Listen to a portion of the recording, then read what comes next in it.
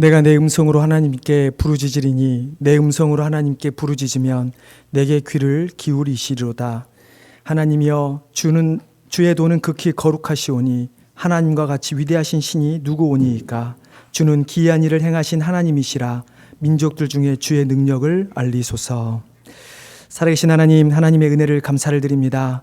하나님의 이름이 세상에 높이 들리는 가운데 또 이 시간 주일을 맞이하여 이 자리에 나와 예배할 수 있게 하시니 감사를 드립니다. 하나님, 이 시간 우리가 드리는 이 예배를 통하여 오직 하나님의 이름만 높이게 하여 주시고 이 땅 가운데 하나님의 이름이 선포되어질 수 있도록 도와주시옵소서. 이 예배 가운데 우리에게 한없는 은혜를 더하여 주시기를 간절히 원하오며 이 모든 말씀 예수님의 이름으로 기도드리옵나이다. 아멘.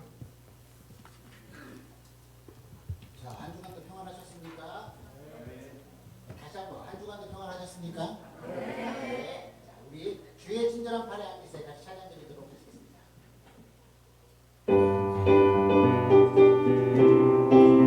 자, 박수 치시면서 주의 친절한 팔에 앉으세요.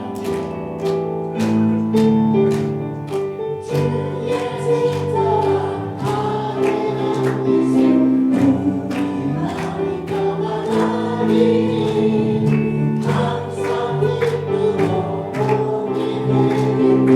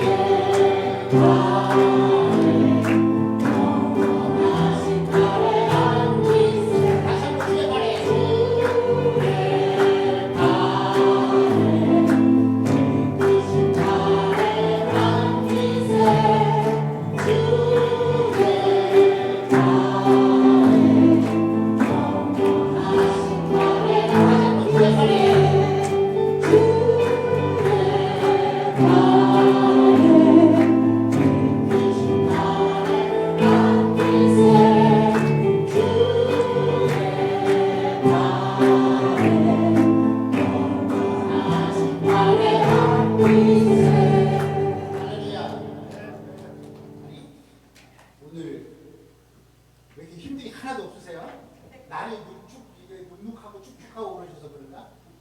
주변 보시면서 오늘 복 많이 받아가세요 하고 인사 좀 해주세요. 자, 다시 한번 큰 복 받아가세요 이렇게 하세요. 큰 복 받아가세요. 진짜 큰 복 받아가시길 바랍니다. 우리 그리 아니하실지라도 찬양 드리도록 하겠습니다.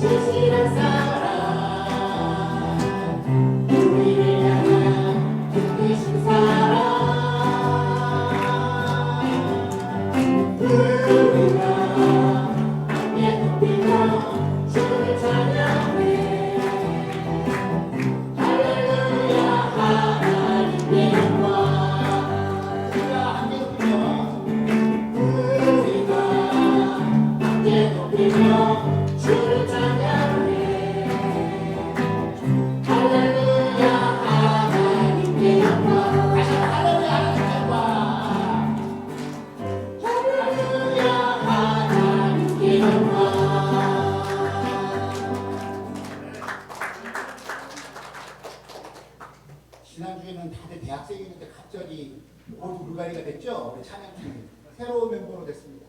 저는 요즘에 매일 기적을 보고 있는 것 같습니다. 찬양팀을 처음에 우리가 대학생들로 같이 시작할 때도 기적이었는데 세상에 대학생들이 방학이라고 다 들어가니까 이렇게 나이 드신 분들이 다시 채워줄지 평균 연령이 한 40세로 올라간 것 같습니다. 그래도 우리 다음 주면 우리 크리스마스가 다가오죠. 크리스마스가 다가와서 기쁜 마음도 있지만 항상 우리 마음속에 하나님만 생각하시고 예수님만 생각하시는 마음으로 주의 손에 나의 손을 붙들고 같이 찬양드리도록 하겠습니다.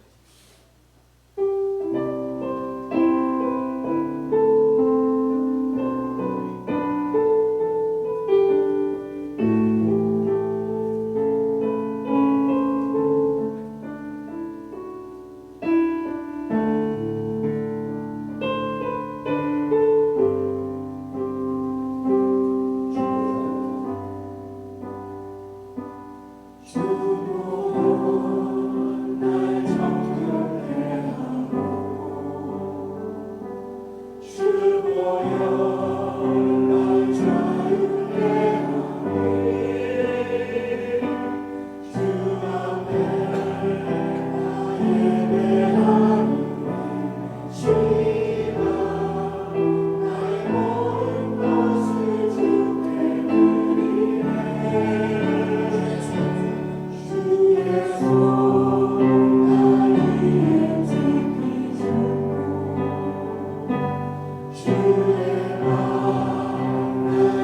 손에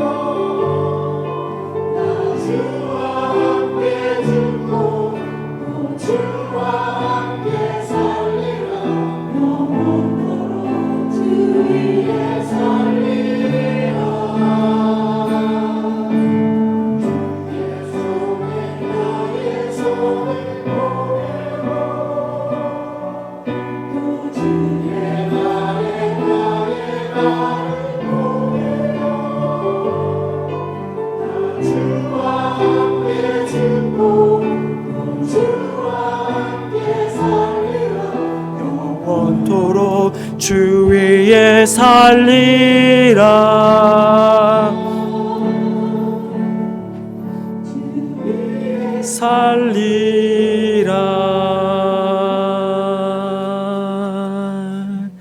아멘. 우리 사도신경 하심으로 신앙 고백하시겠습니다. 전능하사 천지를 만드신 하나님 아버지를 내가 믿사오며 그 외아들 우리 주 예수 그리스도를 믿사오니 이는 성령으로 잉태하사 동정녀 마리에게 나시고 본디오 빌라도에게 고난을 받으사 십자가에 못 박혀 죽으시고 장사한 지 사흘 만에 죽은 자 가운데서 다시 살아나시며 하늘에 오르사 전능하신 하나님 우편에 앉아 계시다가 저희로서 산자와 죽은 자를 심판하러 오시리라. 성령을 믿사오며 거룩한 공예와 성도가 서로 교통하는 것과 죄를 사하여 주시는 것과 몸이 다시 사는 것과 영원히 사는 것을 믿사옵나이다. 아멘. 이제 우리 교동문 115번 함께 교독하도록 하겠습니다. 교동문 115번입니다. 성문으로 나아가라 나아가라 백성이 올 길을 닦으라.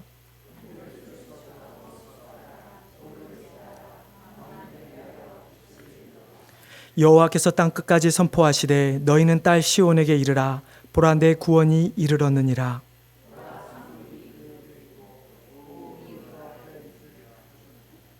사람들이 너를 일컬어 거룩한 백성이라 여호와께서 구속하신 자라 하겠고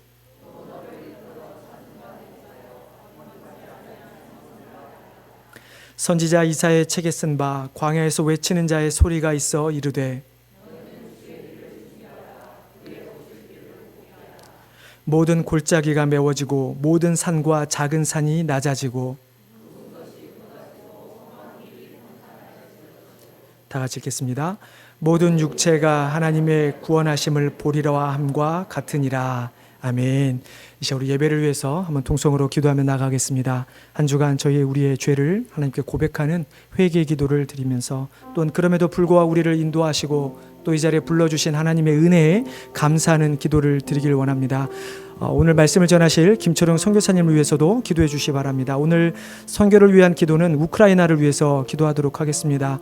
러시아군이 하루속히 우크라이나 영토에서 떠나가도록 전쟁으로 인해 더 이상 민간인들의 무고한 희생이 나오지 않도록 우크라이나 정치 지도자들에게 지혜와 용기를 주셔서 어려운 상황을 잘 이겨내고 수습할 수 있도록 전쟁으로 고통받고 있는 우크라이나 국민의 마음을 하나님의 사랑으로 치료해 주시고 대피해 있는 수많은 우크라이나 사람들의 안전을 지켜주실 수 있도록 특별히 다른 나라로 피난 간 우크라이나 난민들이 지친 몸과 마음을 위로해 주시고 어린아이들을 전쟁의 공포에서 지켜주시도록 전쟁이 끝나면 그 이후에 이루어져야 하는 재건을 통한 일상생활의 회복과 우크라이나 교회의 부흥을 위해서 이 시간 함께 기도할 때 이광수 장님 나오셔서 예배를 위해서 기도해 주시겠습니다. 다 같이 기도하겠습니다. 살아계신 하나님, 하나님의 은혜를 감사를 드립니다. 하나님, 우리가 무엇이 간데 우리를 택하여 주시고 우리를 불러서 하나님의 자녀 삼아 주셨는지요. 하나님, 우리가 무엇이 간데 예수 그리스도를 이 땅에 보내주시고 그의 십자가의 죽음으로 말미암아 우리를 구원하셨는지요. 하나님의 우리를 사랑하신 하나님의 무한하신 사랑에 감사와 영광을 올려드립니다. 하나님, 그럼에도 불구하고 한 주간 우리의 삶을 돌아보면 하나님의 뜻대로 살지 못하고 말씀대로 살지 못했던 우리의 죄를 이 시간 고백하길 원합니다. 우리의 인간의 정욕대로 살았던 우리의 죄를 이 시간 고백하길 원하오니 주여 우리를 용서하여 주시고 하나님 우리가 드리는 마음을 받아주시고 우리가 드리는 정성과 드린 예배를 주여 흠양하여 주시옵소서. 하나님 예배 가운데 좌정하여 주셔서 우리가 드린 예배를 받아주시고 우리에게 하나님의 은혜를 더하여 주시기를 간절히 바라고 합니다. 하나님 특별히 오늘 말씀을 전하실 김철원 선교사님께 은혜를 베풀어 주시고 성령의 두루마를 입혀 주셔서 그 말씀이 선포될 때마다 하나님 우리가 하나님의 말씀으로 아멘으로 화답하게 하여 주시고 그 말씀에 우리 마음 가운데 꽂혀서 우리의 변화되는 삶을 살아갈 수 있도록 도와주시옵소서. 하나님 간절히 바라고 원하는 것은 이 시간 우크라이나를 위해 기도합니다.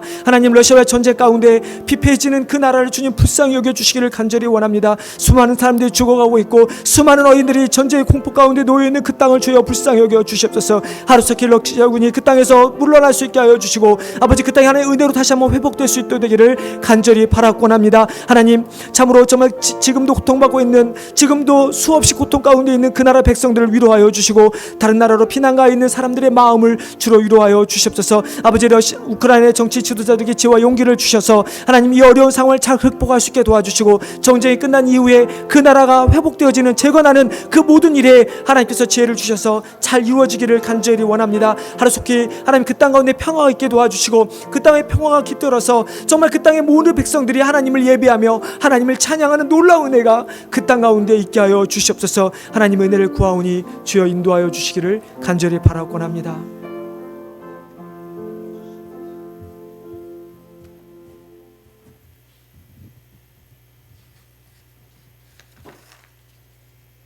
만복의 근원 되시는 하나님 아버지, 주님의 사랑하심과 인도하심에 감사드립니다. 오늘도 주님의 전에 나왔사오니 마음을 모두 예배드리게 하여 주시옵소서. 한 주간의 우리의 잘못과 허물을 용서해 주시오며 우리에게 믿음을 더하여 주시어서 주님의 뜻에 따라 살 수 있는 은혜를 허락하여 주시기를 원합니다. 주님만이 우리의 구원자 되시오며 항상 주님으로 인하여 기뻐하게 하시며 말씀과 사랑으로 함께 하시는 주님의 은혜로 가득하게 하여 주시옵소서. 우리의 죄 때문에 십자가에 달리신 주님의 사랑에 감사드립니다. 우리가 주님의 사랑으로 구원받았사오니 열심을 다하여 주님을 섬기게 하여 주시옵소서. 사랑의 하나님, 지난 한 해를 돌아보며 주님의 교회와 성도들을 사랑하시어 굳건한 믿음으로 지켜주심을 감사드립니다. 우리가 모든 것을 감사하는 마음으로 한 해를 보내게 하시고 새로운 한 해를 새롭게 시작할 수 있도록 인도하여 주시옵소서. 소망을 주시는 하나님, 날로 강팍해지는 세상 사람들에게 사랑의 마음을 허락하여 주시기를 원합니다. 서로 이해하고 용서하여 사랑으로 살게 하여 주시옵소서. 사랑과 믿음으로 함께하는 우리들은 추운 겨울이 와도 더욱 따뜻한 마음으로 삶의 즐거움을 서로 나누게 되기를 원하옵나이다. 우리 중에 연약하신 성도님과 수술 후 회복 중인 성도님, 주님의 귀한 손길로 치료하여 주시어서 건강하게 회복되기를 간절히 원하오며 오늘 말씀 전하시는 김초령 선교사님 축복하여 주시어서 사역지에서의 모든 어려움을 강하고 담대한 믿음으로 이겨내게 하옵시며 현지에 잘 적응할 수 있도록 건강함과 지혜와 능력을 더하여 주시옵소서. 오늘도 예배드리는 기쁨, 하나님의 자녀가 된 축복을 주셨으니 그 은혜와 축복을 누리며 살아가게 하여 주시옵소서. 감사드리오며 예수님의 이름으로 기도드리옵나이다.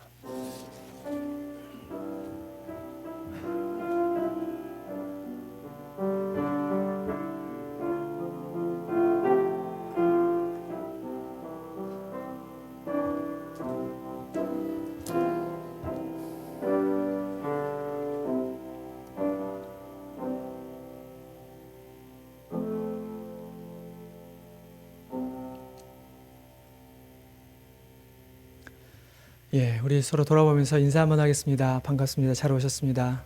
예, 좌우 한번 돌아보시면서 예, 반갑습니다. 네, 오늘 우리 저희 교회 방문해 주신 분들이 계십니다. 예, 오늘 우리 말씀을 또 오늘 전하시게 되었는데요. 우리 인도에서 선교하시는 우리 김철용 선교사님, 또 이강인 선교사님 자리에서 한번 일어서 주시면 예, 반갑게 인사 한번 하겠습니다. 네, 반갑습니다. 네, 그리고 네, 우리 김철영 선교사님이 지금 따님이 볼티모어에 계세요. 그래서 여기 오시는 길을 또 이렇게 라이드를 해주신 우리 남인혜 권사님의 오빠 되시죠? 네, 오빠 되시는 우리 박민서 안수 집사님 그리고 한경수 집사님 자리에서 한번 일어서 주시면 인사 한번 하겠습니다. 네, 반갑습니다. 네, 또 라이드로 섬겨주셔서 너무 감사합니다. 예, 오늘 선교사님께서 지난 11월에 이쪽에 미국으로 오시길 기회가 되셔서 오셔서 이번에 또 이제 동부 쪽으로 오셔서 오신 김에 꼭 말씀을 전해드릴 부탁을 드려서 참 어려운 발걸음을 해주셨습니다. 그래서 우리가 계속 저희가 같이 선교 소식 나누고 기도는 했지만 실은 어떻게 저는 처음 뵀었는데 여러분들도 처음 뵈시는 거죠? 예.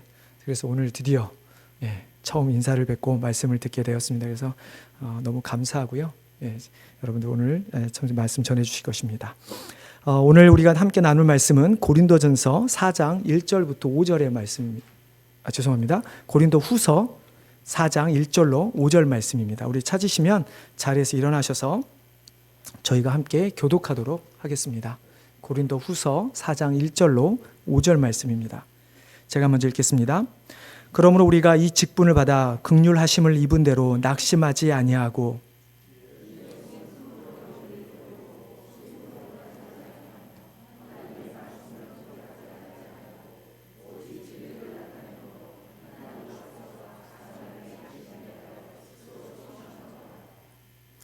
만일 우리의 복음이 가리였으면 망하는 자들에게 가리어진 것이라.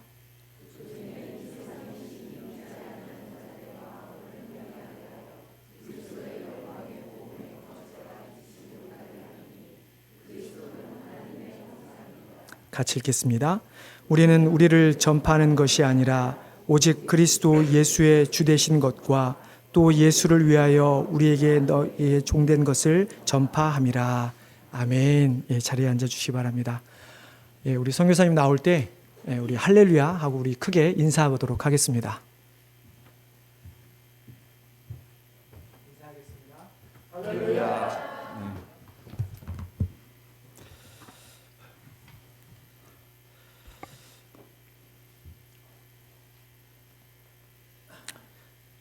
잠깐 기도하겠습니다. 하나님 감사합니다. 오늘도 사랑하는 성도들과 함께 마치 바울이 섬기는 교인들을 만나 그 기쁨을 누리는 것처럼 오늘도 우리가 기쁨이 있게 하여 주시고 오늘도 말씀 위에 그 선교를 나눔 시간이 우리 예수 그리스도의 영광이 확연히 드러나게 도와주시옵소서. 예수님의 존귀하신 이름으로 기도합나이다. 아멘. 감사합니다. 그동안에 이렇게 목사님하고 교제를 자주 했지만 성도님들 처음 보는 것 같습니다. 목사님이 감사한 건 목사님이 항상 카톡 보내셔가지고 기도 제목이 있냐 그렇게 하시는 분이 드물어요. 예. 무슨 어려움이 있나. 제가 여기 와보니까 여러분 우크라이나를 위해서 기도하고 뭐 우리 우크라이나하고 뭐 전쟁이 우리와 무슨 관계 있어요. 그렇지만 크리스천들은 월드 크리스천이잖아요, 그죠? 세계에 일어나는 모든 일들을 내 짐으로 여기 기도하는 것 굉장히 중요합니다. 말씀 들어가기 전에 잠깐 저희 신학교 제가 사역에 대해서 잠깐 소개를 하려고 합니다. 눌리면 되는 거죠, 그냥 이렇게. 예.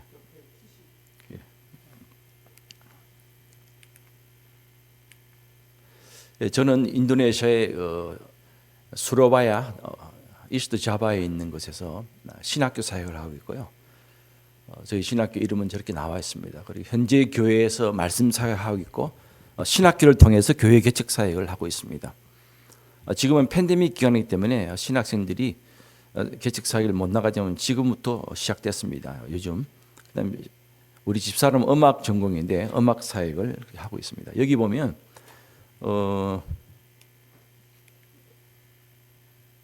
죄송합니다. 내가 멀리 잘 안 보이네. 여기.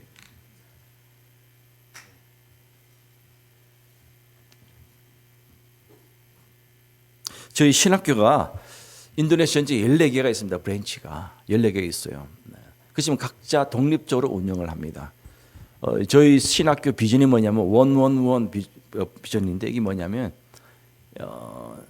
한 세대에 원 빌리지에 원 처치. 인도네시아가 5만 개의 교회가 있습니다. 인도네시아는 무슬림이 거의 한 85%라고 이야기하고 있죠. 그래서 인도네시아가 섬으로 됐기 때문에 많은 사람들이 복음을 듣지 못하고 죽어가는 수많은 사람들이 있습니다. 그래서 저희 신학교 총장이 이분이 달라스 세미나리 공부를 하고 와가지고 현지인인데 이 원룸은 인도네시아 말로 사뚜 비전을 가지고 와서 신학생들로 하여금 교회 개척을 하게 하는 거죠.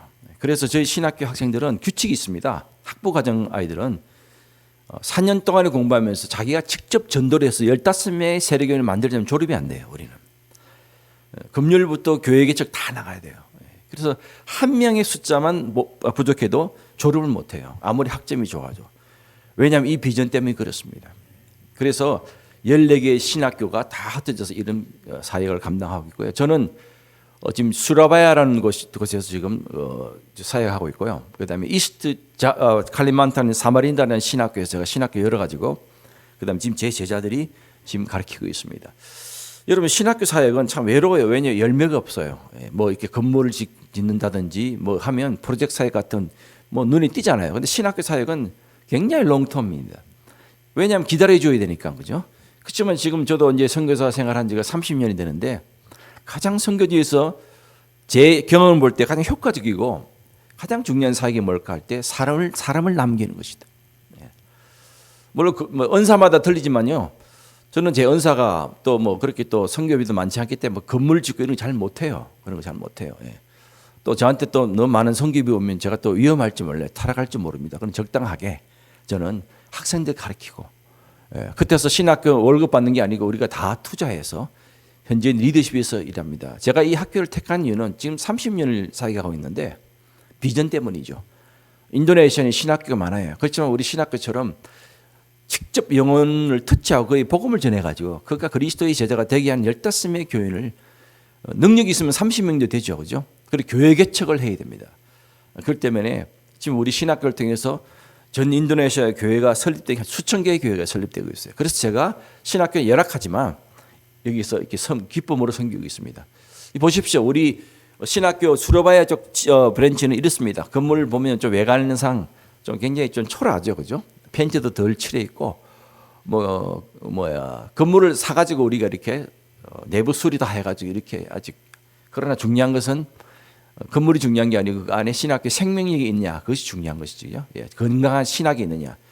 이건 이제 저희 집 사람이 이제 클래스 음악 우리 사람이 지휘하고 바이올린 전공을 해가지고 이제 오케스트라도 만들고 졸업식 때 행사도 하고 그다음에 강의 시간 학교 시간에 강의 음악 이론도 가르치고 있고 이게 제가 오기 전에 이제 제가 사진을 좀 찍었습니다. 아이들하고 같이 찍고 그다음에 저희들이 팬데믹 이후에 처음으로 2022년 8월 달에 처음으로 졸업식을 했습니다. 그전에는 못 했어요. 그래서 지금 졸업식 이렇게 예배를 드리고 있고요. 그다음에 이제 저희들 수련회를 하고 그다음에 이제 우리 뭐 도서관도 있고 하지만 저기 보면 오른쪽 보면 오토바이가 있죠. 모터사이클. 이건 뭐냐면 신학생들이 주말 사역 갈 때 이걸 타고 다 각자 갑니다. 뒤에 타고 같이 가가지고 그래서 이 오토바이가 굉장히 중요한 인도네시아 여러분 동남아 가시겠지만 인도네시아 오토바이가 너무 많아가지고 처음 오신 분들 스트레스 많이 받아요. 그다음에 여기 보면 기숙사입니다. 우리 아이들이 신학교가 열악하기 때문에 한 큰 룸을 갖다가 침대를 이렇게 넣어가지고 학생 남자 기숙사 다 들어갑니다. 여자 기숙사는 못 찍었어요. 이렇게 다 뭐 에어컨도 없고 창문도 없죠. 그래도 열심히 공부하고 있습니다. 보통 신학교를 운영한다면 도림 아이들 같지만 우리는 신학교는 뭐냐면 그 나라 돈으로 한 달에 50만 루피아, 그러니까 미국 돈으로 한 40불 50불만 있으면요, 우리는 그 속에 학비와 식비, 기숙사비 다 포함시켰어요. 그래서 이제 제가 이 장학금을 찾아주느라고 참 제가 애를 많이 쓰고 있는데 어쨌든 왜냐하면 인도네시아 같은 경우는 신학교를 오는 아이들이 딱 세 종류입니다. 첫 번째는 뭐냐면 갈 데가 없어서 오는 사람이 있어요. 가난하기 때문에.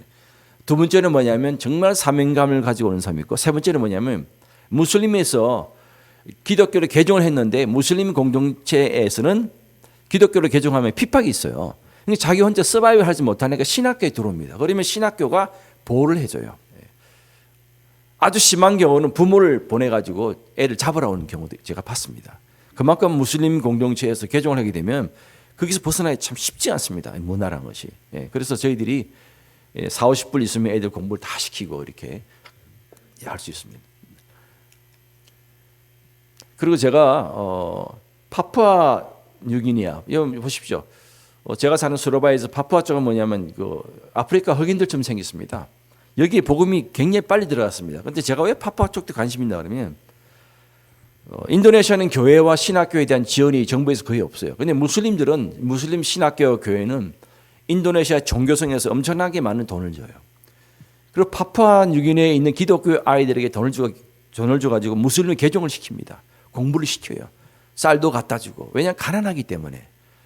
그래서 보니까 선교사들이 와서 복음을 심은 곳이지만 지금 점점점 무슬림화 돼가고 있는 그 모습 바라볼 때 제가 안타까워요.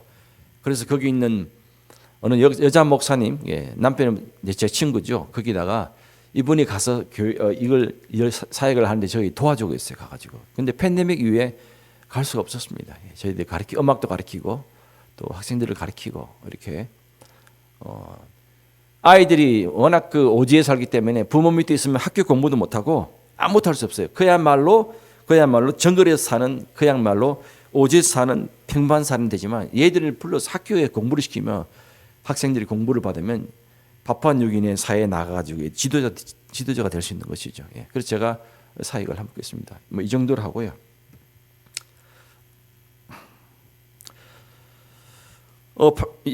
미국도 마찬가지지만 저희들이 한 3년 동안의 팬데믹 기간 동안 학교가 피해를 많이 입고, 저는 인도네시아에 오래 살면서 그렇게 많은 사람이 죽는 걸 제가 처음 봤습니다. 인도네시아는 장례 문화가 굉장히 중요해요. 장례식도 못 갔습니다. 그리고 무슬림들은 죽으면요, 하루 안에 빨리 매장을 해야 됩니다. 그러니까 코로나로 엄청난 사람이 죽으니까 묻을 데가 없잖아요. 그래서 불도저 가져와가지고 동네 빈 터에다가 일단 파가지고 시신들을 묻는 모습 바라볼 때, 미국에 제가 한동안 살 때 미국은 뭐 개 한 마리 구하려고 경찰, 앰뷸런스 다 소방차 출발하잖아요. 인도네시아는 가보니까 사람 목숨이 이거 완전 개값밖에 안 돼요. 너무 많이 죽으니까. 저희 신학교도 5명의 학생이 사망했습니다. 코로나로. 장례식에도 가지 못했죠. 그걸 보면서 선교지에서 처음으로 제가 처절하게 내가 아무것도 할 수 없다는 것에 대해서 참 비통했습니다. 그러나 그 기간 동안에도 우리는 온라인 수업을 하면서 학생들이 비전을 심어주고, 이번에 8월 달에 이렇게 학생들이 나와서 처음으로 공부를 하고 있습니다. 오늘 본문을 바라보면요, 고린도 교회는요 굉장히 신학적으로 복잡한 교회입니다. 여러분 다른 교회를 보면 모르지만 고린도 교회는 윤리적인 문제가 많죠. 신학적으로 문제가 많죠. 바울이 2차 전도 여행 때 세운 이 고린도 교회가 정말 바울을 굉장히 어렵게 만들었습니다. 교회 안에 분열도 생기고, 특별히 바울이 가르쳤던 그 복음을, 그 당시에는 성경이 아직 없었지 않습니까? 66권이 아직 없었습니다. 바울이 가르치는 복음에 대해서 유대주의자들로 헬라 철학의 영향을 받은 기독교인들이 배경을 받는 사람 와가지고 거짓 교사들 와서 바울의 그 복음을 왜곡을 시키고, 특별히 바울은 사도가 아니라는 그런 선동을 해가지고 바울을 하기에는 굉장히 상처를 많이 줘. 왜냐하면 바울은 예수 그리스도의 직계 제자가 아니잖아요. 그는 다마스커스 가다 부름받은 사람이지 않습니까? 그러니까 너는 예수 그리스도 제자가 아닌데 네가 전하는 복음이 사실이냐, 이런 사도권에 대해서 계속 이야기하면서 우리가 이걸 보면 바울이 정말 어려움 많았습니다. 위기가 많았습니다. 그리고 무엇보다도 그런 육체적인 어려움, 굶고 고생하고 이런 걸 고린도 후서를 보면 정말 눈물 나죠. 바울의 삶에서도 목회에서도 엄청난 위기를 굉장히 많이 겪었습니다. 여러분 우리가 살다 보면 위기를 만나죠. 저도 미국에서 LA에서 좀 선교 동원하면서 살아봤지만 많은 교인들이 비즈니스 하면서 신분 문제와 자녀 문제와 여러 가지로 굉장히 어려움 당하고 고통받는 사람 참 많이 봤고, 저도 개인적으로 선교하면서 굉장히 위기를 참 많이 맞았습니다. 목회자는 목회를 해서 위기고 각자가 다 그 위기를 맞죠. 우리 집사람이 한번 그러더라고요. 인도네시아에서 제가 참 힘들 때 저보고 한 이야기예요. 당신은 힘들면 하는 이야기가 있대. 그 뭐냐니까, 미안합니다. 제가 좀 가격한 편인데 때리치운다는 말을 그렇게 많이 했대요. 영어로 때리치운다는 말 뭐라 그러나, 때리치운다는 말을 했대. 그래서 수백 번 했대 나한테. 당신은 숫자 개념이 없는데 어떻게 수백 번 하냐. 근데 제 마음으로 정말 제가 기도 편지 쓰지 않았지만 그 선교사로서의 그 아픔과 스트레스, 이건 참 말할 수 없죠, 그죠? 그것 때문에 몇 번 때려치울까. 미국에서도 선교 동원할 때도 얼마나 제가 상처도 많이 받고 힘들었는지, 때려치울까. 공부할 때도 때려치울까. 이런 말을 너무 많이 했다는 거예요. 여러분들도 때려치우고 싶은 마음 있죠, 솔직히, 그죠? 예. 바울도 때려치우고 싶은 마음이 있는 거예요. 그런데 우리가 중요한 건 뭐냐면, 우리가 위기를 당할 때 그때 우리의 액션이 중요합니다. 어떤 인식을 가지고 극복하느냐. 부정적인 것을 가면 그건 완전히 인생 끝나는 거예요. 그러나 거기서 우리가 어떻게 인식을 할 것인가에 따라서 우리의 미래가 결정됩니다. 제가 경험해요. 첫 번째 뭐냐면, 바울은 인간의 속성을 하나님의 속성으로 극복하는 그 위기를 인식을 알았습니다. 여러분 우리가 위기를 당할 때 굉장히 힘든 뭐냐면, 하나님의 속성이 아닌 인간의 성품으로 그걸 해결해 버리면요 전부 다 파탄 나요. 그렇죠. 부부관계도 그렇고. 저 인도네시아에 있으면서요, 아까도 우리 집사님 이야기했지만 그 나라 사람들은 화란 식민지를 350년 당해가지고 외국인에 대해서는 굉장히 부정적이면서도 외국인한테 도움을 굉장히 많이 받으려고 그래요. 솔직히 그래요. 외국인한테는 뜯어먹어도 괜찮다 이런 철학이 있어요. 우리는 항상 줘야 되는 거예요. 항상 줘야 돼. 밥값도 내가 내야 돼. 한 번도 밥값 낸 적이 없어요, 현지인들. 그래서 오죽하면 제가 신학교에 가서 너희들 나중에 외국 사람들을 만나면 제발 밥값 좀 내라. 여러분 우리도 그런 나이를 먹으면 밥값 안 내는 사람은 사귀지 말라 그런 말 있잖아요. 왜냐면 밥값이 몇 푼 안 되는 것 같지만 그 밥값 속에는 철학이 있는 거예요, 그죠? 내가 대접한다는. 그 나라는 외국 사람만 만나면 절대로 주머니를 열지 않습니다. 늘 받는 문화예요. 그런 고민이 있는 거예요. 내가 언제까지 줘야 될 것인가. 그 바울은 이런 위기를 당했을 때 뭐냐면 인간의 성품이 아닌 하나님의 성품으로 그 직면하는 거예요. 오늘 이렇게 이야기합니다. 그러므로 우리가 이 직분을 받아 궁휼하심을 입은 낙심하지 않는다 그랬어. 위기 속에서 바울은 뭡니까? 자기를 공격하고 어렵게 만드는 사람에 인간적으로 대응하지 않고 뭐지? 하나님의 성품에 초점 맞추는 거예요. 바울도 얼마나 때려치우고 싶은 생각이 많았겠습니까? 근데 그는 그 속에서 인간을 보지 않고 하나님의 성품을 보는 거예요. 자기가 정말 죄인 돼서 자기를 부르시니까 하나님의 은혜. 바울처럼 기독교를 때리잡고요. 바울은 바리새인이고 여러분 바리새인이 나쁜 사람은 아닙니다. 신구약 중간기를 보면 바리새인들이요. 자기 신앙의 전통을 지켜서 목숨을 버린 사람이에요. 이 사람들이. 위대한 사람이에요. 바울은 그 출신입니다. 가말레엘 문화생이었고요. 나이 20대 초반에 산헤드린에서 편지를 들고 기독교인을 때려잡으라는 명령을 받고 가던 사람입니다. 탁월한 사람이지. 유능한 사람. 그러다 예수님을 만났습니다. 그래서 자기는 디모데 전서에 보면 이렇게 나옵니다. 마지막 말전에 나는 죄인 중에 개수라 그랬어요. 처음에는 모든 사도 중에 적은 자라 그랬고 두 번째는 뭐냐면 성도 중에 작은 자라 그랬고 마지막 죽을 때는 뭡니까? 나는 도저히 나는 사도로서 부름받고 정말 이방인의 사도 될 수 없는 존재. 이게 뭐냐면 바로 하나님의 긍휼이다 그랬어요. 우리가 살아가면서 저도 그렇지만 놓치지 않는 게 뭐냐면 아무리 어려운 위기 속에서라도 내가 혹시 죄 때문에 넘어질지라도 실패할지라도 그 속에서 절대로 포기하지 않는 뭡니까? 하나님의 성품이에요. 하나님의 그 은혜. 하나님의 긍휼은 인간의 긍휼하고 다릅니다. 질적으로 틀려요. 그 긍휼은 십자가에서 나타났은 거예요. 우리는 주의 십자가 피로서 하나님이 우리를 샀습니다. 믿습니까, 여러분? 네. 그 자전하면 안 돼요. 제가 선교 동원할 때 얼마나 스트레스 많이 받나 그러면 위도 안 좋아지고 참 힘들었어요. 제가 사는 그 지역에서 다 LA 그 제 사무실까지 가면 저도 선교 동원하러 와가지고 한국 본부에 좀 보고를 해야 될 거 아니에요. 근데 너무 열매가 없는 거예요. 제가 능력이 안 되는지. 왜 미국이 오래 사냐 선교사가 막 이런 소리 할 때는 아주 막 뒤집어지는 거예요. 내가 뭐 좋아서 미국 사냐 막 그러고 미국 살면 뭐 다 편한 줄 알아. 미국이 무슨 뭐 천국인 줄 알아. 얼마나 고생하는데요. 그 LA에서 출발하면요. 이 막 그 머리가 막 집어듭니다. 트라우마가 있는 거예요. 아침에 샤워를 하면 몸이 무너지고 가기 싫어가지고. 그런데 내가 이대로 무너지면 안 되겠다. 샤워를 하면서요. 찬송을 불러요. 그 제가 18번 찬송이 뭐냐면 변찮은 주님의 사랑. 그거 아시죠? 그죠? 그거 막 불러요. 처음에는 기분도 안 나.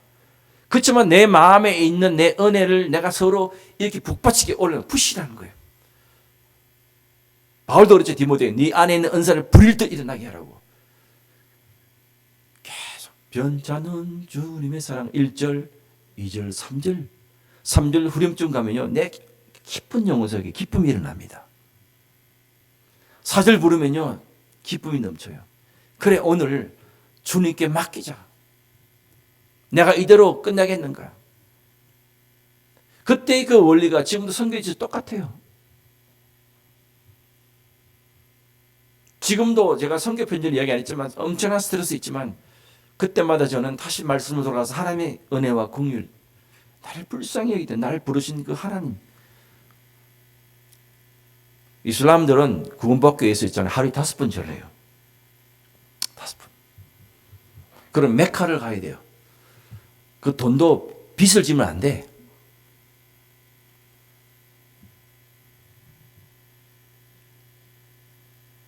그들은 왜냐하면 미래를 알지 못하고 우리는 구원을 하나님의 은혜를 받는 사실을 알지 못하고 그들은 그들의 행위로 받기 때문에 그래서 테러를 하고 그냥 뭐 기독교는 핍박하는 게 뭐냐. 그게 자기의 공로예요. 그래야 그 쌓이는 거예요. 공로가. 우리는 그게 아니죠. 우리가 여기 앉아있는 게 뭡니까? 우리 공로가 아니고 뭐죠? 하나님의 은혜라는 믿습니까? 하나님의 긍휼이 지금까지 인도하신 모든 하나님의 은혜 긍휼. 이걸 바울이 위기 때 늘 생각하는 거예요. 하나님의 성품. 여러분 절대 그렇기 때문에 앞으로 살아가는데 절대로 하나님의 성품을 가지고 위기 대처하십시오. 그럼 다 살 길이 있어요.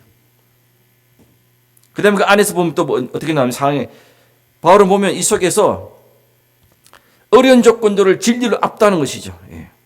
바울은 자기를 공격하고 막 하는 사람들에게 그 가짜 교사가 많았잖아요. 헬라 철학 가지고 바울을 어렵게 만들고 교회를 혼란시키고 교묘하게 찾아와 사람들 설득시키고 헬라 철학까지 팔아먹고 막 이런 아주 교회가 난잡한 건데 바울은 같이 대항한 거 아니면 뭐죠? 진리로 불의를 덮어버리는 거예요. 그래서 뭐라 하냐면 이에 숨은 복근을 난 다 버린다. 나는 니들처럼 썽임을 행하지 아니한다. 내가 하나 선교지에서 좋은 선교 열매를 얻기 위해서 난 트릭을 쓰지 않는다. 그 말이에요. 하나님 말씀을 말씀대로 전한다. 나는 니들과 다르다. 오직 하나님의 복음의 진리를 나타내므로 하나님 앞에서 각 사람에서 스스로 내가 추천한다. 나는 내 스스로 사도 될 자격이 있다. 왜? 나는 이렇게 살아왔기 때문에. 그래서 불의는 뭡니까? 악은 선으로 덮어야 되는 것이죠. 바울은 뭡니까? 나는 이들과 다르다는 거예요. 저는 선교지에 있으면서 선교사가요, 통계를 보면 선교지를 떠나는 3가지 이유가 있습니다. 제일 세 번째는 뭐냐면 건강 문제 때문에 떠난대요. 몸이 아프니까. 2번째는 자녀 교육이 안 되는 거예요. 세 번째는 뭐죠? 컨플릭트 때문에. 다른 사람과 인간관계 때문에 떠나는 선교사 자주 많이 봤습니다. 근데 특징이 있어요. 여러분 선교사들이 무슨 천사입니까? 그죠? 선교사들도 어려움 많아요. 갈등 생기고요. 이 뭐 말하기 좀 부끄러울 정도로 갈등 많습니다. 교회도 마찬가지인 것처럼 똑같아요. 선교사들. 예. 보십시오. 왜냐하면 자기가 철저히 거기서 서바이벌 해야 돼. 영적으로. 누가 위로도 안 하잖아요. 그렇게 자기 큐티하고 자기 혼자서 살아남아야 되네. 그러다 보면 사람들이 강해지는 거예요. 양보를 하는 거예요. 부딪힘. 그럼 딴 데로 가버려요. 근데 문제는 뭐냐면 거기서 똑같이 저쪽에서 해오는 것처럼 똑같이 하기 때문에 둘 다 죽는 거예요. 근데 한 사람이 그리스도의 성품과 진리로서 그걸 극복하면 다 해결돼요. 내가 죽으면 다 끝납니다. 여러분과 저 앞으로 남은 인생에 많은 위기가 올 겁니다. 그죠? 하나님의 은혜와 공의를 절대 잊지 마시고 그리고 진리로서 이길 수 있는 축원합니다. 그 다음에 2번째는 뭡니까? 영적 전쟁이나 깊은 인식입니다. 바울은 자기가 복음을 전할 때 열매가 없는 이유를 여러 가지로 보죠. 그러나 한편은 뭐냐면 자기가 복음을 전해도 안 되는 거예요. 왜냐하면 그는 영적 전쟁을 알았습니다. Spiritual warfare. 여기 이렇게 나옵니다. 만일 우리 복음이 가리오스는 망하는 자들의 가리오는 것이라 그랬어요. 바울이 볼 때는 망하는 자와 망하지 않는 자 두 종류를 보는 거예요. 망하는 누구죠? 복음을 의도적으로 거부하는 자들, 방해한 자들, 그 다음 복음을 받아들인 자들. 근데 이 망하는 자의 배경이 누가 컨트롤하냐 그러면 4절에 그 중에 이 세상의 신이 믿지 않는 자의 마음을 혼미하게 한대요. 뭐냐면 이 세상에는 보이지 않는 영적인 세계인데 그 악한 여기 이 세상의 신이 뭐죠? 어둠의 영들, 사탄의 역사가 있다는 겁니다.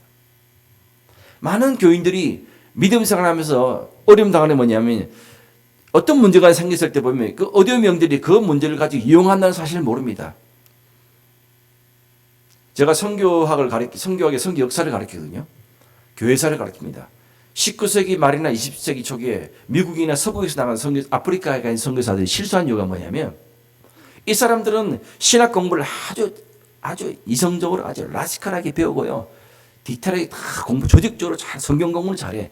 그런데 아프리카에 딱 갔더니 교인들이 몸이 아프면요 선교사한테 와서 안수받는 게 아니고 어디 가죠? 샤만한테 가는 거야. 무당한 데 가는 거예요. 왜? 선교사가 이런 영적인 전쟁에 대해서 알려준 적이 없으니까. 그러니까 선교사는 못하는구나. 우리 크리스찬들이 이 영적 전쟁에 대해서 잘 모릅니다. 왜 교회가 분열될까? 사람이 나빠서 그런 게 아니라 그 배경에는, 그 망하는 자들의 배경에는 역사는 어둠의 영역, 귀신의 역사, 사탄의 역사가 있다는 걸 우리가 인지를 하면 거의 해결되는데 그걸 못하는 거예요. 그래서 이들은 뭐냐면 그리스도의 영광의 강체가 복음이 못 들어가게 막는 게 이들의 목적입니다. 그리스도는 하나님의 형상인데 교묘하게 피하게 가는 거예요. 우리 사람이 우리 집 주변에 살면서 2km 반경이 자기가 셌대. 20개의 모슬림 사원이 있는 거예요. 저희 집은 또 트여 있어가지고 아침 3시 반만 되면 있잖아요. 그렇게 이슬람 사원에서 아잔이라 가지고 기도 소리가 나오면 잠을 못 자요. 여러분들 예민한 사람들 인도네시아 오지 마세요. 잠을 못 자. 좀 잘 자는 사람이 오셔야 돼. 잘 못 자. 시끄러워. 하루에 5번씩 그렇게. 학성기도 얼마나 큰지 모릅니다. 우리나라는 옛날에 교회 새벽기도 좀 시끄럽다고 다 닫았잖아요.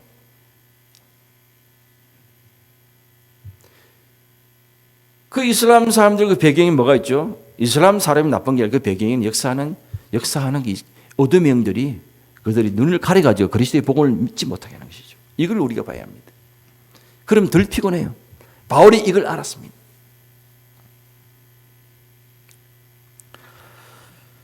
저는 교회사를 가르치면서 기독교 초기 때부터 쭉 지금까지 보면요. 항상 교회사에 보면 각 시기마다 하나님의 영적 부흥을 일으킵니다. 교회마다. 경건주의 운동이 막 일어나요. 미국도 그렇죠. 미국이 4번의 선교운동, 영적 운동이 있었잖아요. 각성운동. 근데 꼭 보면 그 영적 운동 또 다른 사이드에서는 사단이 주는 또 다른 세계관을 가진 이 어둠의 영들이 나타납니다. 세계관을 가지고. 지금 보면 기독교의 세계관과 세속적인 세계관 충돌입니다. 지금요. 아셔야 돼요. 1517년도에 마틴 루터 종교개혁을 일으켰어요. 근데 종교개혁을 일어나면서 무슨 운동이 일어났죠? 문해주의, 르네상스 운동이 일어난 거죠. 르네상스 뭡니까? 헬라와 로마 사상으로 돌아가는 거죠. 인간이 이성으로 돌아가는 거예요. 이게. 그러면서 뭡니까? 기독교가 종교개혁을 했지만 반면에 인간이 이성이 가톨릭이 지배받고 이성이 나오면서 성경에 대해서 해치기 시작하면서 성경을 믿음을 설명해서 논문을 쓰고 철학을 사용하게 되니까 뭐죠? 성경의 진리를 믿지 않는 거예요. 이 사상이 지금도 싸고 있습니다. 좀 어려운 말로 헤브라이즘이냐 성경적인 사상이냐 헬레니즘이냐 지금도 싸우고 있습니다.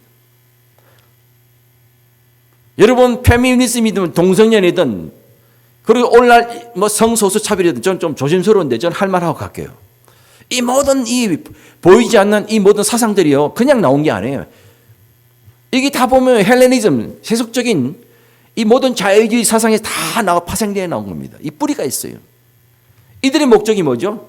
그리스도의 영광의 복음을 가리켜 해가지고 십자가의 복음을 아주 흐리게 만드는 거예요. 너희들 교회에 와서 예배드리라 찬양해라. 그렇지만 예수 그리스도가 유일한 구세주이며 그곳에 가야 우리 존재를 알 수 있고 우리는 거기서 용서함 받고 그리스도가 아니면 천국 가지 못한 이 유일한 이 우리의 신앙의 교리를 흐리게 만드는 거예요. 종교 다원주의. 하나님 한 분인데 이슬람 믿든 불교 믿든 힌두교 믿든 인도네시아는 5개 종교였어요. 힌두교, 무슬림, 천주교, 개신교, 그 다음에 유교. 이 5개 종교에는 허용이 안 돼요. 그래서 거기는 드라이버 라이센스라든지 이력서 쓸 때 보면 꼭 자기 종교를 기입해야 돼요. 거기는. 그 종교를 다 알게 됐죠. 여기는 못 하잖아요. 그죠? 그래서 기독교인이 불이익을 많이 받아요. 공무원 돼도 진급이 안 돼요. 왜? 무슬림도 다 잡고 있으니까. 오늘날 한국이나 미국이나 서구 보십시오.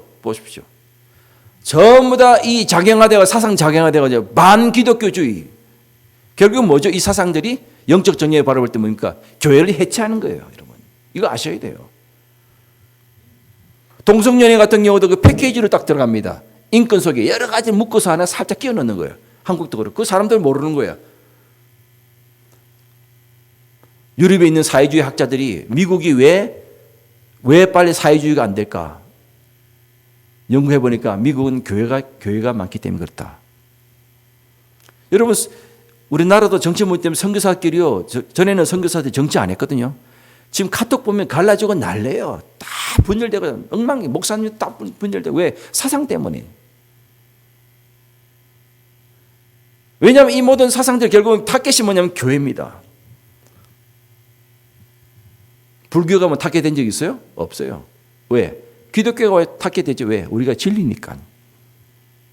세상은 어둠의 영들 아는 거예요. 팬데믹 동안 여러분 예배도 못 드렸지 않습니까? 인도네시아도 한동안 그랬어요. 그렇지만 인도네시아 사람들은 열정이 있습니다. 마스크 다 끼고 소독 다 하고 저도 마스크 끼고 설교하고. 근데 제가 한국에 있는 그 소위 말하면 잘 나간다 목사님들 보면 기가 차더라고요. 은퇴하셔가지고 뭐냐면 앞으로는 온라인 예배 시대다 이렇게 이야기하는 거예요. 물론 우리가 당분간 온라인 예배를 드려야죠. 그죠? 그렇잖아. 그죠? 그렇지만 어떻게 온라인 예배 시대입니까? 아니죠. 우리가 당분간 인내하면서 온라인 예배 드립시다. 앞으로 우리가 모여서 예배 드릴 것이면 이렇게 해야 되잖아요. 근데 온라인 예배로 정의를 내려버리는. 그러니까 100만 명의 신자가 사라진 거예요. 한국에. 12,000개 교회가 문을 닫았어요. 여러분 오순절날 성령 받을 때 그때 교회가 시작됐는데 성령 오순절날이 무슨 온라인으로 왔습니까? 와이파이로 왔나요? 성령께서? 모여야 되는 거예요. 저는 역사를 가르치잖아요. 구약에 보면 하나님께서 예배 때 이스라엘 백성에게 언약을 줬고요. 예배 때 하나님 나타나시고 약속 주고 아브라함인 다윗은 항상 예배가 있습니다. 그 성전이 파괴되고 나니까 그 다음에 회당 시나고기라고 거기서 모입니다. 똑같이 예배를 드려요. 그리고 이 기독교 우리 이 예배가 갑자기 나온 게 아니고 우리는 구약하고 떨어질 수가 없습니다. 유대 전통의 예배를 우리는 초대 때부터 이어받고 물론 악기는 다르지만 성경 읽고 말씀 읽고 축도가 다 이게 시나고기에서 하던 유대인이 그거 우리 그대로 받는 거예요. 그래서 이 예배는 뭡니까? 행사가 아닙니다. 예배는 생명이에요. 그래서 우리는 이 예배를 어떤 형식으로 보거든요. 그게 아니에요. 예배를 드리자면 우리가 영적으로 죽게 돼 있는 거예요, 여러분. 근데 사람들은 몰라요. 아까 목사님 말씀드렸지만 그 글로벌 김수선 목사님 그 교회도 아예 어떤 교회는 저는 분명히 저도 글로벌 교인이지만 교회는 안 나갑니다. 그런데요. 말이 안 되는 거죠. 모여야 되는 거죠. 우리는 모여야 되는 거예요. 물론 조심해야 되죠. 그죠? 왔을 때 생명력이 올라갑니다. 기독교는 종교가 아니고 뭐죠? 생명이에요. 하나님 나라는 사이즈 있지 않고 뭐죠?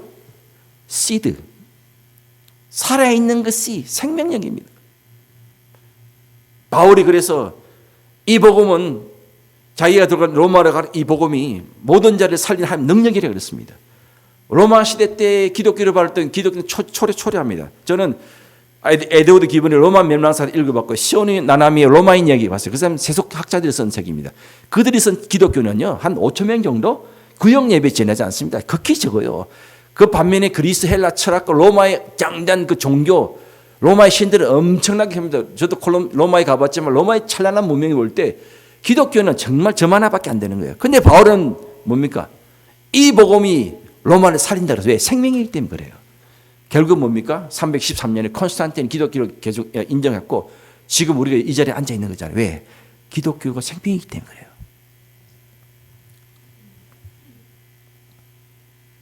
저는 인도네시아에 있으면서 인도네시아 보면 이제 주택지 보면 중국 젊은 여자들이 애 업고 나오면서 나보고 그래. 막김 K-드라마 자기 너무 좋대. 한국이 막 요즘 K-드라마 K 김치도 유행이잖아요. 인도네시아 사람들이 드라마에 미치는 게 한국 드라마에 너무 좋아가지고 그럼 뭐 봤냐 그러니까 뭐 어떨 때는 뭐 오징어 게임 봤대. 뭐 우영우 변호사 봤대. 여러분 안 보셨나 보네. 전혀 모르시네. 뭐 그저 한번 찾아봤어. 여러분 오해하지 마십시오. 저도 한국 사람으로서 현지인들이 K-드라마 좋아하면 저도 좋아해요. 그렇지만 저는 교회 신학교 교수로서 그 드라마를 보면 마음이 아픈 게 있어요. 왠지 아세요? 한국인은 모든 그 음악 대중 이 모든 것들이 좌파에 다 잡혀가지고 이 음악 감독들이 교회를 비난하는 교만 방법으로 교회를 갖다 비난해요. 내용을 보십시오. 오징어 게임 같은 거 안 보신 분 한 보시면 거기 보면 서바이벌 게임인데 목사 딸이 자기 아버지 목사한테 성폭행 당하고 들어왔잖아요. 아버지 죽이고 들어왔죠. 이런 걸 집어넣어. 그런데 가톨릭 불교에 대해서는 아무것도 그런 얘기 하지 않아. 오영호 변호사도 보니까 그 장로를 비난하더라고. 편협된 장로, 다른 종교를 인정하지 않는 장로. 이런 많은 것들을 교막에 넣어가지고 사람들 하여금 기독교에 대한 벨들을 계속 떨어뜨리는 거예요.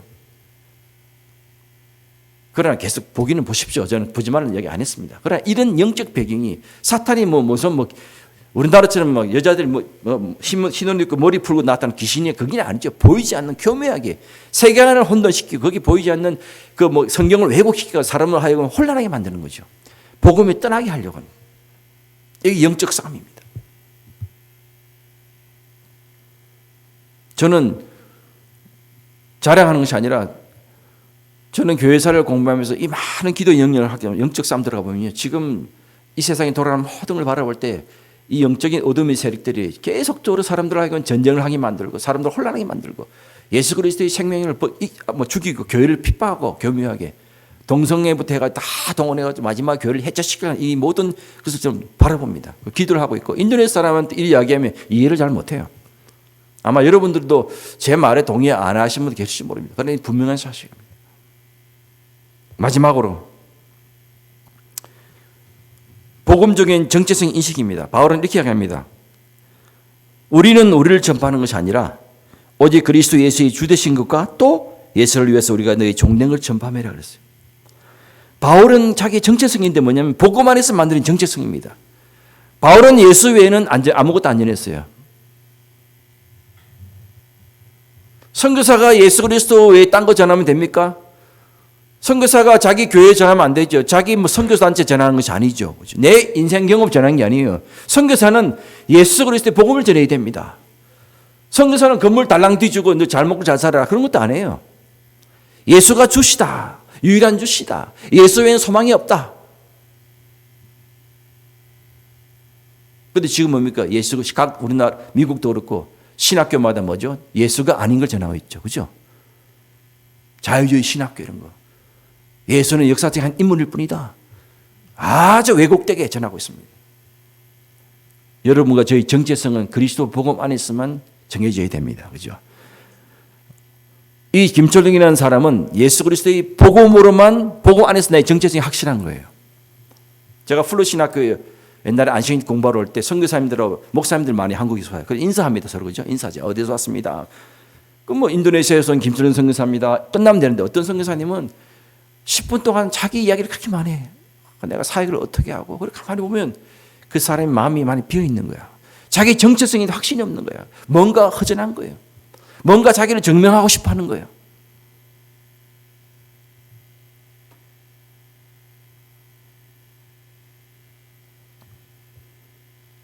어떤 목사님 만나면 자기는 누구의 멘토인데 자기는 사랑에게 옥하는 목사님 밑에 사사를 받고 유난히 이런 이야기 많이 하는 분들이 있어요. 유난히. 내가 어떤 책을 읽었는데 물론 그렇게 좋죠. 양이면. 그러면 그분은 자기의 정체성이 없는 거예요. 다른 사람의 영성을 따다가 자기 채우는 거예요. 자기가 없는 거예요. 여러분 우리는 이 세상에 누가 우리를 기쁘게 할 수 있는 것도 아니고 돈도 아니고 그렇죠? 우리 자식들이 우리 정체성을 만드는 것도 아니고 솔직히 말해서 내 아내와 내 남편도 아닙니다. 교회도 아닙니다. 교회는 둘째 문제. 예수 그리스도가 우리의 정체성을 주시는 거예요. 나는 예수로만 설명되어져야 되는 거예요. 그 다른 걸 설명되어지면 그 문제가 많습니다. 예수 그리스도. 그 바울은 시작부터 끝까지 마지막 예수 이야기하다 그냥 죽은 거예요. 로마에서. 그 복음. 왜? 자기는 알고 있거든. 이게 유일한 희망이에요. 소망이에요. 여러분 겉으로 모르겠습니다. 제 선교 편지를 읽어보는지 모르겠지만 그 선교 편지 읽어보면요. 보면 많은 부분이 좀 사실이 아니에요. 그게. 네.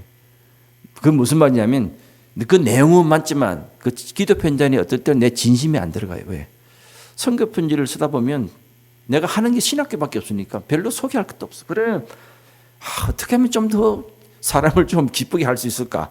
가장 문장 다 해도 제가 더 이상 실력이 안 오면 어떻게? 어느 날 보니까 내가 지금 나의 정체성을 이 기도 편지를 통해서 어떻게 교인들에게 좀 더 설득시키고 이런 게 딱 질문이 들어오더라고요. 물론 중요하죠. 보고를 해야 되니까. 저도 그만큼 유혹을 받는다는 것입니다. 말씀의 결론 맺을게요.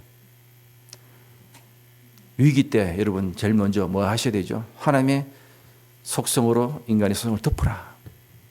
그 안에서 하나님의 긍휼을 늘 생각하시라. 하나님은 절대로 우리를 버리지 않는다. 진리로서 악을 이긴다. 그죠? 그리고 영적 싸움을 보십시오. 뒤에 보이지 않는 어둠의 영들이 우리의 어려운 이 환경을 이용해서 우리를 하여금 무디면서 물러나게 만들고 교회를 분열시키고 이 영적 싸움에 대한 인식이 필요합니다. 세 번째 마지막 정체성. 내가 누군가. 그래서 사도 바울은 마지막에 다 떠났을 때 누가 만나면서 나를 보고 다 떠났댔잖아요. 그렇지만 그는 뭡니까? 나는 주님께 간다. 나는 마지막에 주님이 날 주셔서 멸류관을 바로 간다. 로마 가면 쓸쓸하게 죽었지만 확신이 차 있잖아요. 우리 인생이 말년되면 우리를 떠나는 사람이 많을지 모르지만 예수님은 절대로 떠나지 않습니다. 아멘. 절대로 떠나지 않아요. 절대로 떠나지 않아요. 오늘 이 세 가지가 여러분 이 어려운 미국 생활에서 위기를 극복하는 또 저와 성교 여러분들의 주의를 축원합니다. 기도하겠습니다.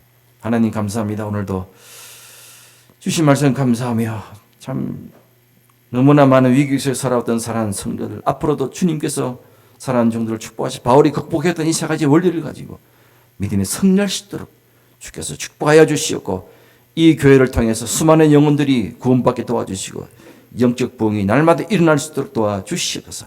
감사하며 존귀하신 예수 그리스도 이름으로 기도합나이다. 아멘.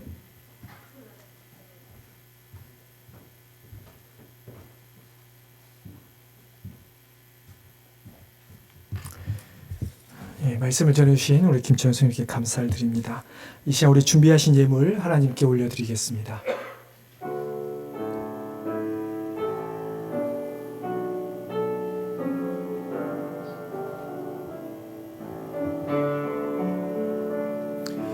내게 있는 양육값 주께 가져와 그 발 위에 입 맞추고 깨트립니다. 나를 위해 험한 산길 오르신 그 발 걸음마다 크신 사랑 새겨 놓았네.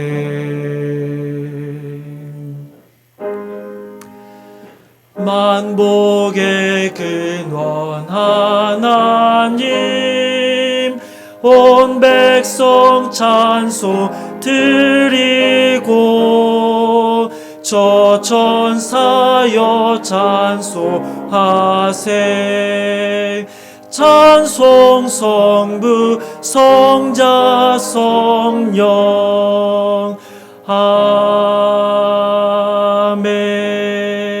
아멘. 살아계신 하나님, 하나님의 은혜를 감사를 드립니다. 참으로 우리를 사랑하셔서 우리를 권하셨을 뿐만 아니라 참으로 어둡고 악한 시대에 살아가는 우리에게 능력을 주셔서 하나님의 보호 아래 가운데 살게 하여 주신 은혜에 감사를 드립니다. 그렇게 우리를 구원하시고 우리를 지켜주시기에 우리의 주신 모든 것 중에 우리가 감사하며 일부를 하나님께 드립니다. 하나님, 비록 우리는 일부를 드리지만 그러나 일부를 드리는 가운데 우리의 마음이 담게 하여 주시고 우리의 시간이 담겨 있게 하여 주시고 우리의 정성과 우리의 모든 것이 담겨 있게 하여 주시옵소서. 하나님, 우리의 삶 가운데 항상 하나님의 은혜에 감사하는 삶을 살아가길 원합니다. 더욱더 우리를 인도하시는 그 하나님의 뜻대로 살아가는 우리가 되게 하여 주시고 세상의 것 돌아보지 않고 오직 진리의 말씀의 말씀대로 살아가는 주의 백성들 되게 하여 주시옵소서. 하나님, 귀한 예물들 쓰이는 가운데 하나님의 나라가 이 땅에 세워지기를 간절히 원합니다.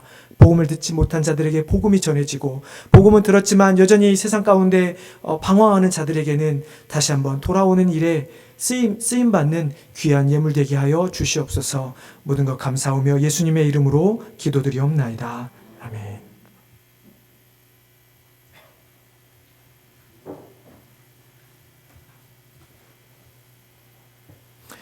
이제 우리 마지막 찬양 하나님께 올려드리도록 하겠습니다.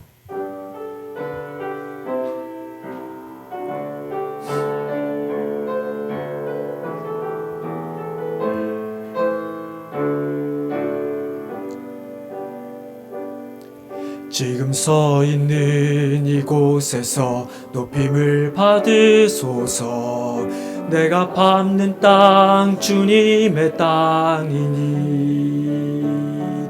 하늘이 주의 이름 높이 올리며 넓은 바다가 주를 노래해 모든 만물 주를 경배해 모든 입술 주를 찬양해 천지를 만드시 만물의 통치자 높임을 받으소서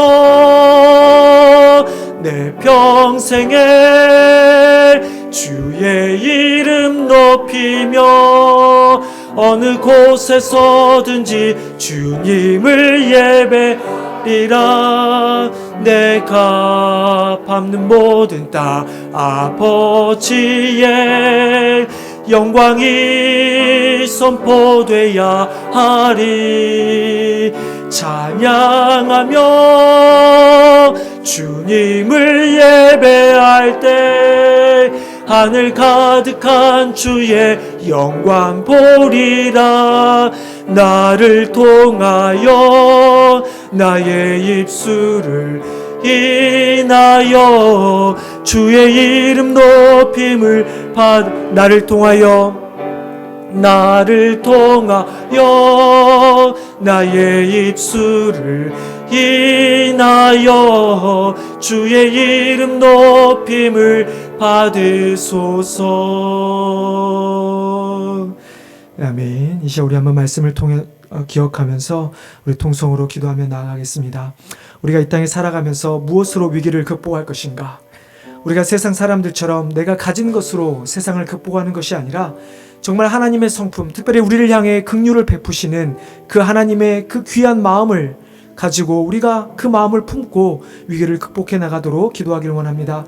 특별히 이 마지막 시대 영적 전쟁의 가운데 우리가 사단의 역사를 깨닫고 우리가 정말 하나님의 진리 되신 말씀을 가지고 그 전쟁에 승리하는 우리가 되게 해달라고, 특별히 우리가 이 세상에 살아가면서 복음적인 정체성을 가지고 정말 선교사님 말씀하신 것처럼 내가 다른 것으로 나를 설명하는 것이 아니라 오직 예수 그리스도만으로 나를 설명하며 나의 정체성을 나타내는 우리가 되게 해달라고 이 시간 간절히 기도하기 원합니다.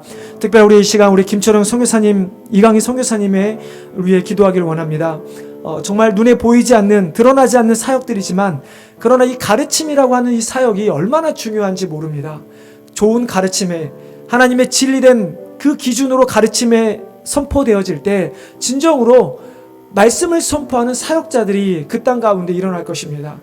참으로 자유주의 신학들이 판치는 이 세상 가운데 오직 하나님의 그 귀한 말씀만을 잘 전하는 우리 선교사님 되게 해달라고, 그 사역을 통해 수많은 학생들이 도전을 받고 정말 그들이 하는 사역을 통해서 전도의 열매가 맺어지고 또 우리 선교사님 하는 장학금의 후원들의 사역들이 주석됨으로 말미암아 그 땅에 하나님의 말씀을 선포되어질 신학생들이 잘 키워질 수 있도록 이 시간 우리 한번 같이 뜨거운 마음으로 이 시간 한번 기도하며 나가겠습니다. 다 같이 기도하겠습니다.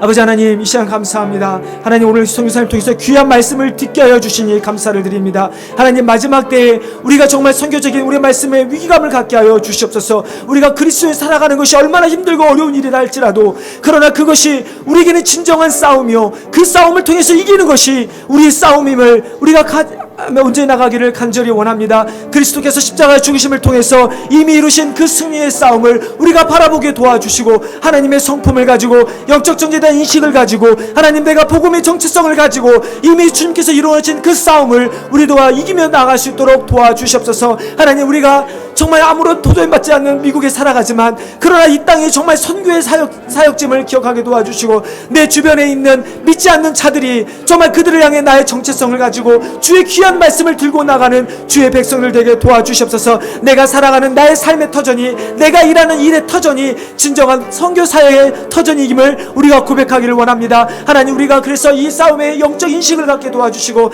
내가 만나는 사람 한 사람에게 정말 우리가 영적 전쟁을 통해서 그들에게 복음을 전함으로 말미암아 주님의 승리를 세상에 나타내는 주의 백성들과 성도들 되게 하여 주시옵소서. 특별히 신학교에서 사역하시는 김철원 선교사님과 이강희 선교사님 기억하여 주시고 아버지, 그들이 정말 눈에 드러나 보이는 어떤 열매가 없다 할지라도 그러나 하나님의 그 땅에 인도네시아에 필요한 귀한 사역자들을 일궈내는 귀한 사역을 하고 있사오니 아버지 그분들 사역들을 통해서 아버지 많은 선교생들이 일어나게 도와주시고 신학생들 구하고 또 많은 선교사들이 일어나게 주셔서 그들을 통해 그 나라가 인도네시아가 변하게 도와주고 인도네시아를 통해서 정말 복음을 듣지 않는 수많은 지역에 하나님의 사역이 넘쳐나는 일들이 있게 하여 주시옵소서. 아버지 하나님을 감사합니다.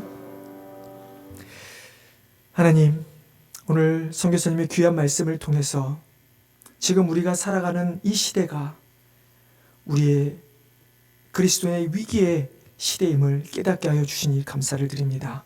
하나님, 이 위기의 시대에 우리가 내가 어떻게 먹고 살아야 될지, 내가 무엇을 위해 살아갈지를 염려하는 것이 아니라 정말 내가 어떻게 그리스도의 정체성을 가지고 어떻게 하나님 나라를 위해 쓰임받을지를 고민하며 기도하며 준비하는 주의 백성들 되게 하여 주시옵소서.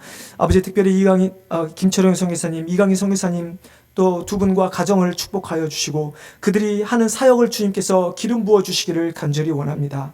많이 눈에 보이는 없는 사역을 할지라도 그러나 무엇보다도 하나님의 나라를 위해 쓰임받을 신학생들을 키우는 사역을 하고 있사오니 그들 가운데 더욱더 복음이 하나님 말씀이 중심되게 하여 주시고 그들을 향한 하나님의 귀한 열정을 품게 하여 주셔서 그들의 사역을 통해 많은 신학생들이 도전받고 정말 그들이 예수 그리스도의 제자로 거듭나서 인도네시아를 위해 더 나아가 이 세계의 선교를 위해 쓰임받는 귀한 신학생들이 발굴될 수 있게 하여 주시옵소서. 아버지 선교사님뿐만 아니라 그 인도네시아 이벤젤리컬 클리니컬 세미너리를 주님 기억하여 주시고 그 신학교를 통해서 배출되어지는 수많은 학생들 가운데 또 가르치는 수많은 동료 교수들 가운데 하나님께서 은혜를 베풀어 주셔서 하나님의 귀인 쓰임받는 모든 사역들과 또 동료들이 되도록 도와주시기를 간절히 바라곤 합니다. 하나님 다니엘에 주셨던 지혜를 주시고 바울에게 주셨던 영성을 주셔서 하나님 그런 말미암아 많은 학생들을 끊임없이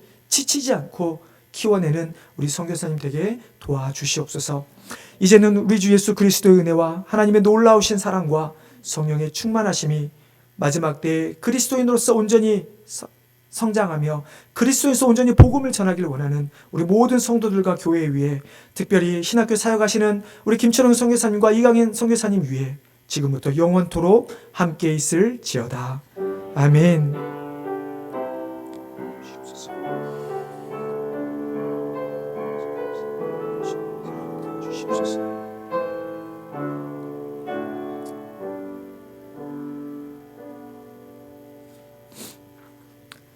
네, 자리에 앉아주시기 바랍니다.